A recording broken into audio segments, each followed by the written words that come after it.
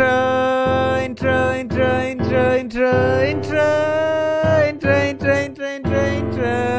ladies and gentlemen, today we're gonna react to this video.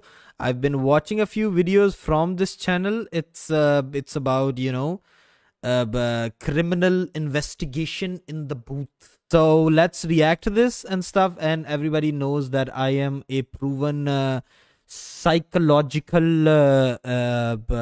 thriller of a nipple. Okay, to interrogation analysis. It's no secret the benefit of hindsight gives you a considerable advantage when evaluating information. When you know a subject is guilty, it allows you to exclusively look for guilty behavior. The knowledge of outcome highlights the imperatives while stripping away non-essentials, and this allows you to calculate certain things that would otherwise be overlooked by cause of your own doubt.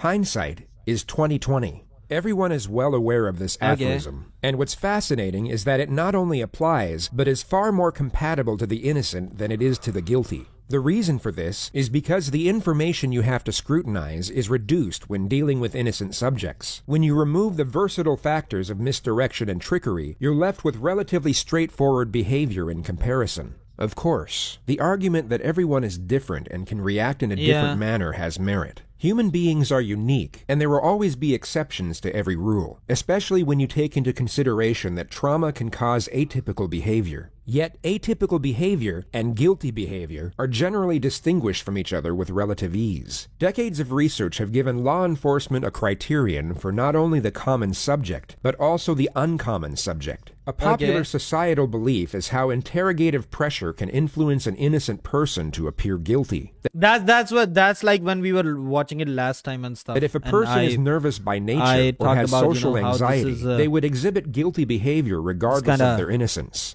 For the most part, this is untrue. Say you're someone who gets nervous when it comes to social situations, that you seem awkward, stutter, and have a hard time communicating when experiencing the fear of a social interaction. And I'm sure most of you do as well. While that may be how you react to that specific environment, you will be unlikely to react in the same manner to an interrogative setting, especially if you're being accused of a serious crime. The reason for this is because the magnitude of the situation will eradicate the fear of shame and embarrassment. The elevated threat will allow for... Oh, this is the interrogation room scene. Wow, I stole this picture for the interrogation room.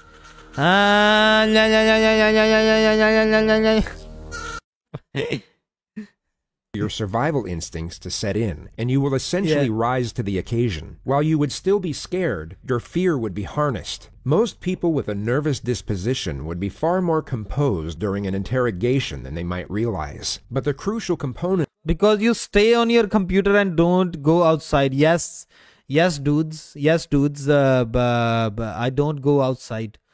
Yes. And you go outside every single day. Of course, they must have nothing to hide. You're all fucking lonely bitches, okay? Deal with it. That brings us to example number 1. 37-year-old Michael Dixon, described by his peers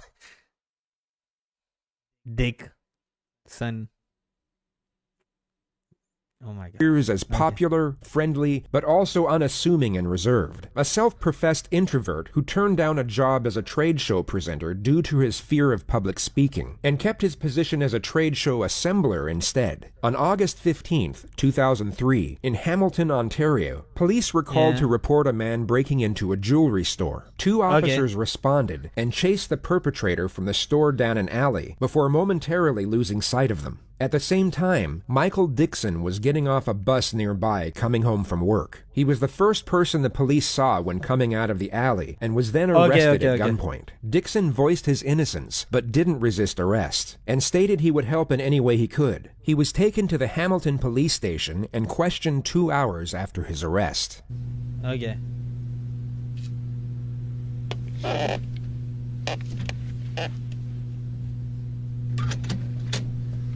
Sorry to keep you waiting, Michael. It's okay.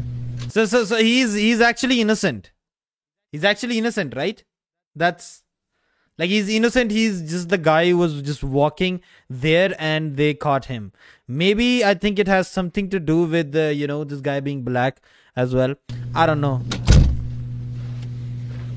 One could advocate this as a common policing misstep if it weren't for the suspect being described as a small white man in the 911 call. What the fuck? The suspect was a small white man.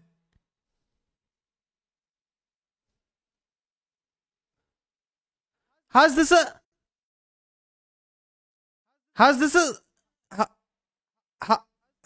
small white? What? As well as not being white, Dix... They just grabbed whoever was... I'm sure race played a part. Yes, I'm sure race played a part as well. These fucking racist cops and shit. Like, not all of them, but like, you know. Wow, this is... Yo! The suspect was a short, white man. Okay? 6'3". This detective has either you watch this channel? Oh, it's fucking beautiful. This channel is beautiful. Procedure to review the call to dispatch, or for some reason decided to reject it as evidence altogether.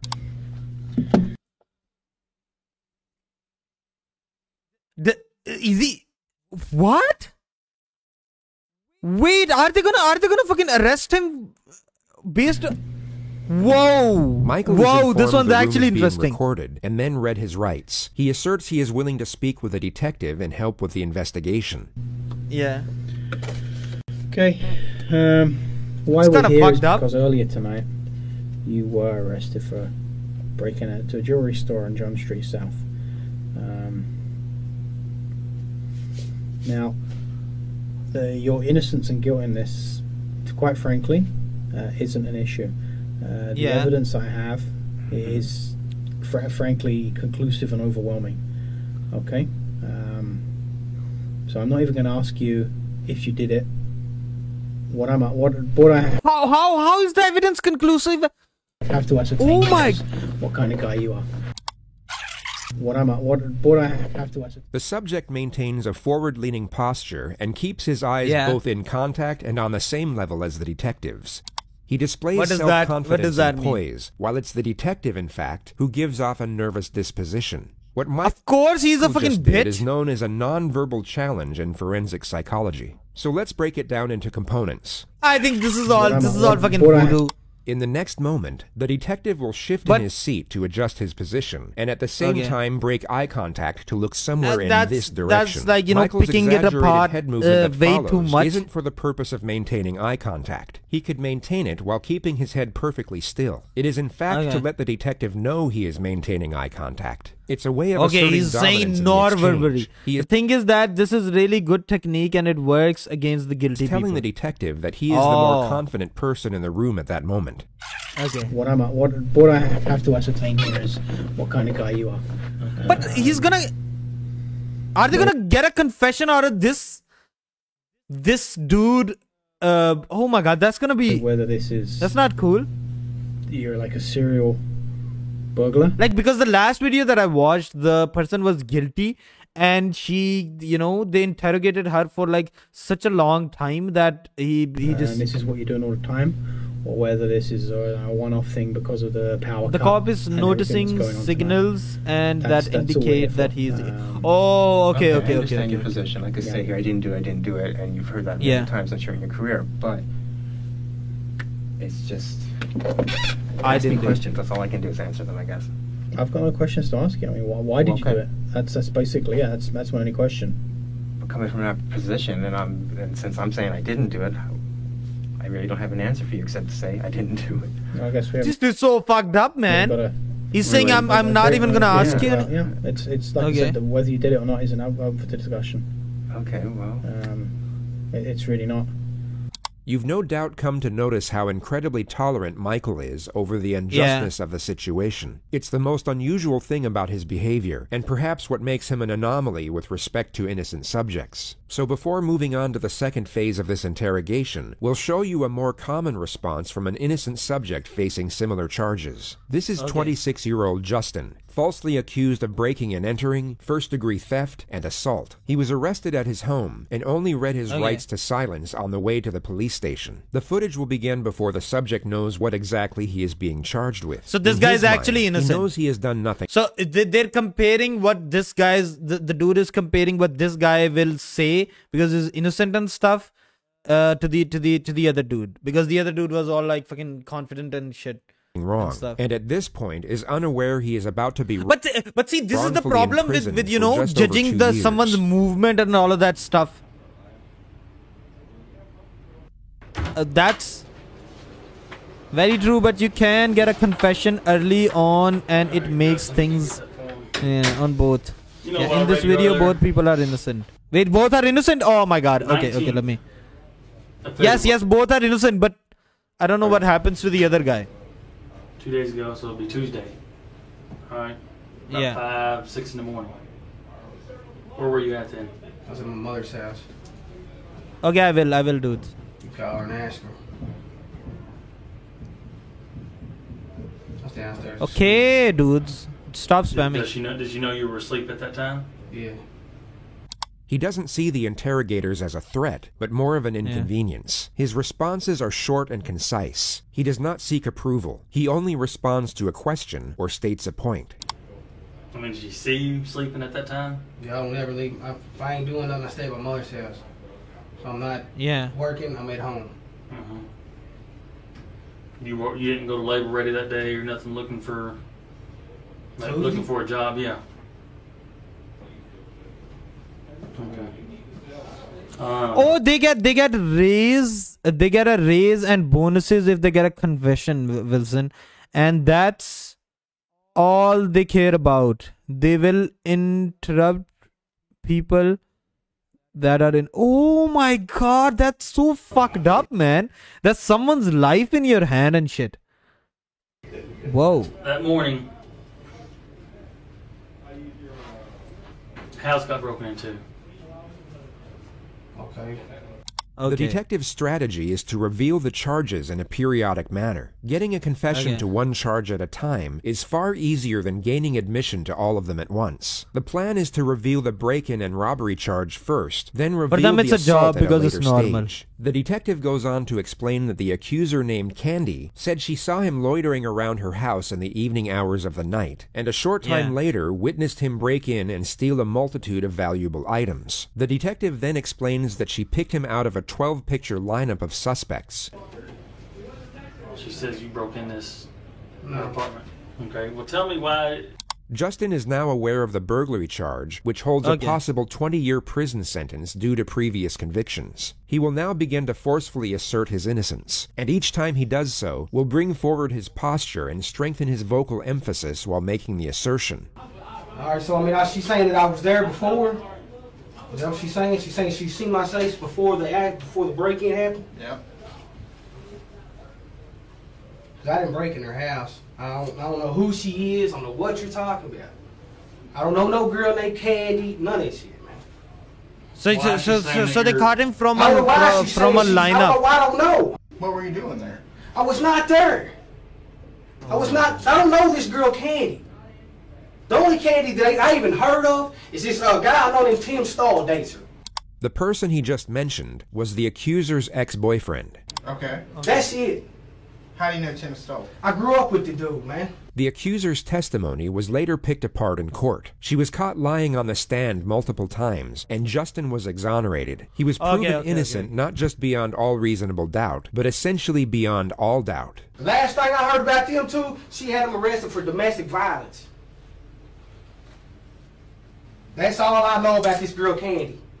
I ain't never went in that girl's house, none of that shit. I didn't do that shit. I didn't. As God is my fucking witness, I did not do it. This level of certitude is rarely seen in people who are hiding something of a sinister nature. Even with the knowledge of how the common subject reacts and time to study and rehearse this specific behavior, it would be extremely difficult, if not impossible, to replicate it in a convincing manner under these conditions. If you found the most talented actor in the world and asked him to mimic this behavior on a movie set, he would be able to do so in a near identical manner. Yet if you place that same actor in the real-life situation of an interrogation room, with the prospect of facing decades in prison for a crime he knows he has committed, his acting capabilities won't be anywhere near as effective. The survival instincts... Yo, will you guys be able to act? And like this and stuff? I don't even know. I don't even know which way should one act. I think just fucking ask for a lawyer is always a good thing. Will be nullified by the burden of guilt, and the ability to perform under pressure will be. You just need to ask for a lawyer. This guy is also pretty extensive record. For just a moment, focus solely on this image. Say nothing and ask for a lawyer. No emotional performances on your from this picture alone. That the subject is both honest and confident. But why aren't they asking for a lawyer? What the fuck is wrong with them? As to what the detectives are thinking or going to do. Yeah. A mixture of sincerity and fear. The knowledge of outcome will have no doubt influenced this perception, yet what's intriguing is that most of you will have gotten this exact same perception completely void of hindsight. It's a hard thing to accurately explain, but it's something you can just feel. And this instinctive feeling is what the guilty have an almost impossible task at emanating. And, you know, when you say he didn't have a weapon, he's on the ground, and you put something up on the thing and then gets out. I thought it was a shotgun.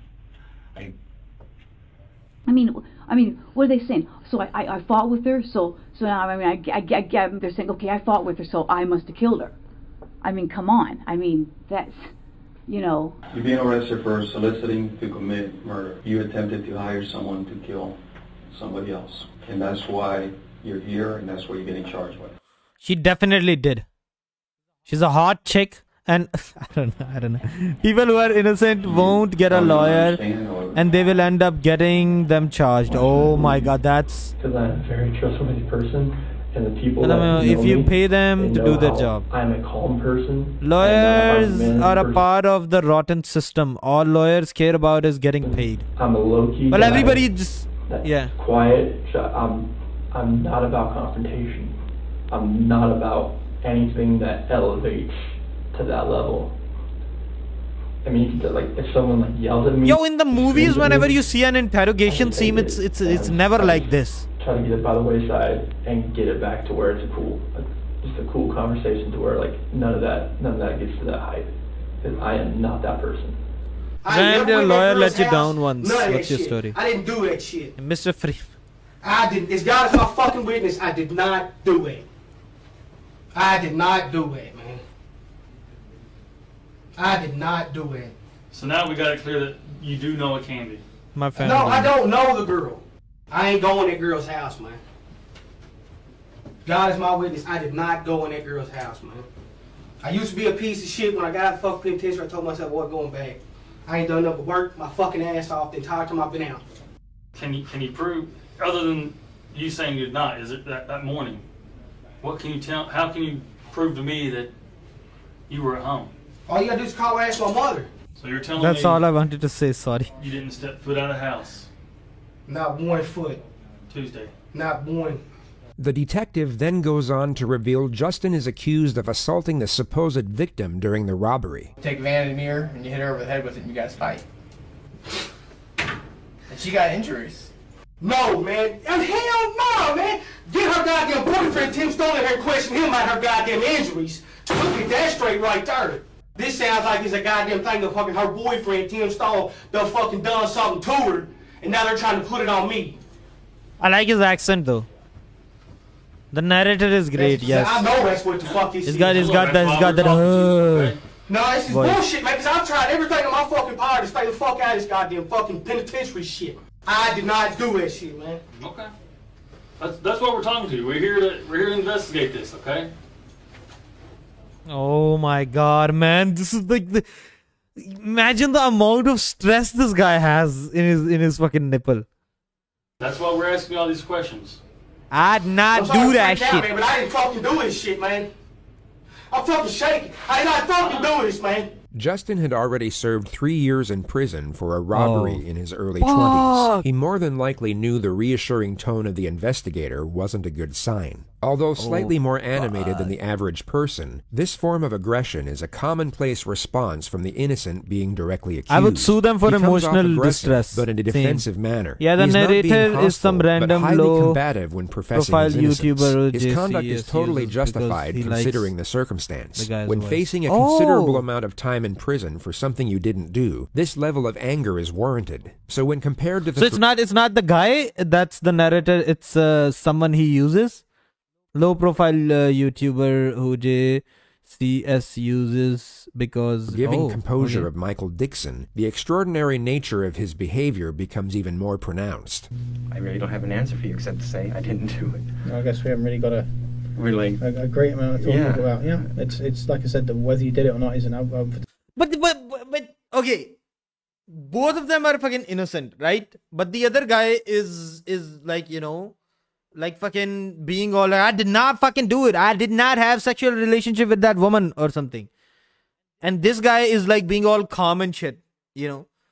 So how do you fucking, what's the fucking psychological analysis behind this shit? Like, you know, it's like there isn't like a fucking certain thing if you think about it. It's not like a fucking certain thing. Okay, if a person exhibits this sort of a behavior, then they're fucking, you know, nipples, or if this person's head is fucking shiny or something, he's leaning in with the posture and all of that shit. Like how can you actually tell? Like this is what's it's really not. There's a number of witnesses. Great. One of whom had a video camera. Perfect. He's lying about there being. Okay then. Well, that's relieving. That's relieving. To be quite honest. Yeah. So view the video camera. I have. Okay. That's why your guilt Morgan isn't in issue here. That doesn't even make sense to me. Because if I'm on the video camera, that doesn't make sense. You have a video camera that shows me. The problem is you're just black, man. That's the thing. You gotta understand. You're black, and these cops are fucking racist as fuck. Okay, there's no other understanding I get from this one. It makes perfect sense to me. We'll have to. I guess I have no choice but to get a lawyer then. If this is the kind of thing you're gonna go through. Didn't they say that the guy, the suspect was short and white? How do you arrest this man then? It's so fucking... Go away. You're charged with breaking in. You will be charged tonight. Okay. You will be going to court in the morning. Perhaps the most upsetting moment, considering the fact that we know this man is innocent. You can see the fear emerge in his eyes as he realizes he won't be going home after this interview. Man. Charged with breaking in with intent. Okay, that's what's going to happen right now. We're now given an insight into Michael's introverted personality. He is noticeably afraid of what lies ahead, yet reacts to the situation with reasoning and intuitive. The other dude was white though. No. The other dude had a different situation. Michael, let me tell you. So what happened with this dude was someone calls in and tells that there's the suspect who robbed the store is a short white person. Okay, and he's just passing by this dude, so they arrest him for interrogation and all of that stuff. But with the other dude, what happened was the suspect accused her, like Cindy, the woman, she accused the white guy. Okay, so it's not that thing. So this is why I'm thinking that this is sort of fucking racist. Rather than explode into emotion like the more extroverted personality, he instead processes the moment and then responds to it from an analytical position. Can I ask you something? Okay, are you just making this up that you have a video camera so you see how I react? Because it goes that if you're saying, okay, hear me out for a second, please. If I am guilty, as you believe, because you have me on video camera, then okay, we'll go through the procedure. But I'm saying trying to call your bluff here. This guy would have been a better president than Obama. There's no way I can be on the video camera. Well, like I say, it's not a game of poker. Okay. Well, I've got nothing to gain from that. I'm not trying to give you a hard time, all right? You know what? I've got nothing to gain from that either way. Which is why I'm not asking you, did you do it? I'm not trying to catch you out. I've got nothing to gain from that. Getting a confession void of evidence is in fact excellent for an investigator's career. It's a mark of merit and can accelerate promotion. Michael continues to profess his innocence in a calm and composed manner for a further 7 minutes. The detective then asks that he draw out a map. I totally understand what you're saying. I'm just saying that they're both being falsely accused and lied to. The whole system is corrupt. Also, racist. I agree with you. Michael, I totally agree with you. Yes. This whole fucking system is like you're getting rewarded for just, getting a confession out of someone, even if they didn't do it or not, your job is to just get a confession and shit. Yo, that's, yeah. I agree with you, Michael. I agree with you. Sometimes racist. The whole system is kind of fucked. Yes, I do agree. Proven to be Maybe I didn't put it into the right words. Like I said, on the information that I've got, you're going to be charged tonight with breaking and entering. However, I do have a duty to make sure he just explained everything. The truth is paramount, and the true version of events is paramount, and I have a duty. How the fuck can these people talk about the truth is paramount and shit when he's just fucking... He's lying. To investigate all of this, and I will investigate. Motherfuckers, man! I assure you, I'll investigate this story thoroughly, and hopefully, I'll be able to find something here, which will either prove or disprove, what we've discussed tonight. Yeah. Okay. Problem is the speed at which this is going. Yeah. Like when I was on the ground, I was saying, go quickly to the terminal. I have like 6 or so guys around me, talk to the bus driver, right. I can't comment on things that haven't been seen, unfortunately. But now I'm left. Yes, at that time you could have gone and checked the hanging, right? Oh, I'm never gonna trust the cop again. You're right. I've got. The fuck, man? This is the course of events that can take place right now, but I will certainly make sure that this is looked into thoroughly. Okay, I can give you my word on that. That's my duty. That's what I have to do. Okay, I trust you will. I was just wondering, can I make a phone call? Because I'm supposed to be at work at 8 a.m. You're not going to be able to be at work. I know I'm not going to be able to, but I like to phone ahead. I can arrange that you get the phone call to let someone know that you're not going to be at a place, yeah. So I'm hanging out in that room till 10? No, we'll be taking you downstairs to a larger custody facility which you have downstairs. It's not the most pleasant place in there. No, we'll be taking you downstairs to a larger custody facility which you have downstairs. Well, it's not the most pleasant place in the world, but it's only for a few hours. Okay. From court tomorrow, what happens there? I don't know. Okay. Well, should have asked for a lawyer. He should have asked. He didn't deserve, getting all of this shit. I will look into all of this. I trust you will. Yeah. I trust you will. I'll make sure we got the whole picture. Okay. Okay. Well, thank you. I guess. What is the Minecraft universal constant? What is it? I understand the process. I'm not satisfied with it. That's what I'm saying. Yes. I don't expect that you're going to be happy with it. I don't expect that you're. And like thinking. So bad. Did they get any consequences or something? This is so bad. What happened to the dude? Did he get? Oh my God, this is so bad. Convince you. I tried to give you the information. You've been very. Wilson lawyers cost money. Most people. Oh, that's fucked up as well. Okay. My main aim is two things: is that you get your rights that you're entitled to under the Constitution of Canada, and that you treat. Oh, that's Canadian. That's not American.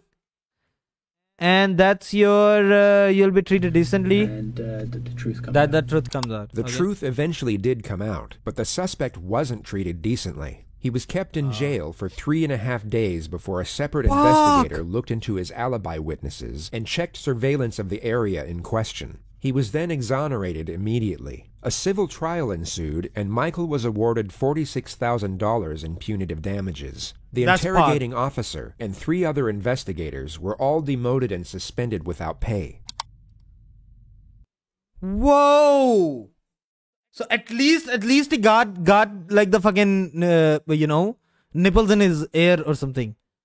He got exonerated, and then they penalized and he got fired. Oh, that's but like, putting someone in that torture for like deserved more. Yes, you're right. Fuck, man, putting someone in that fucking hell and shit. Fuck. Well, okay, that's the video. Make sure to subscribe, hit the like button, and I will come to your house and caress your I don't know what I'll do. Okay. But yeah, subscribe if you want. Okay, where we stream 69 hours a day and 420 days a week. And yeah, that's it.